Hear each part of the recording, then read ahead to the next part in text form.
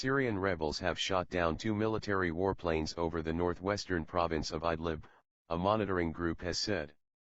Both jets were hit with fire from heavy machine guns while the Air Force was carrying out a series of raids in the area, much of which is under the control of the rebels, the Syrian Observatory for Human Rights said on Thursday.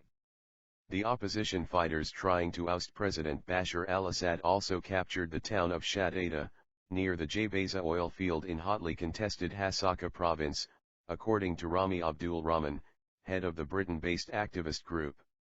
The oil field is in an energy-rich area along Syria's border with Iraq. Abdul-Rahman said the rebels captured about 70% of the oil field, but there was still sporadic gunfire in the area.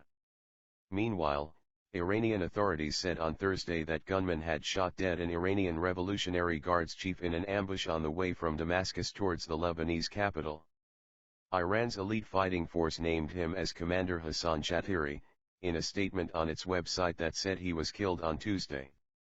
Opposition fighters were also battling regime forces for the third straight day for control of the main airport in the northern city of Aleppo. On Wednesday, the rebels knocked down army defenses and closed in on the country's second-largest airport in Aleppo, Syria's main commercial hub. The airport stopped all flights weeks ago because of the fighting.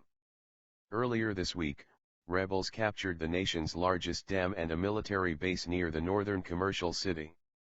They have also brought the fight closer to the heart of Damascus, seat of Assad's regime. Regime forces have carried out airstrikes on rebel positions and shelled opposition strongholds with artillery in efforts to counter recent rebel advances in the northeast and around the capital.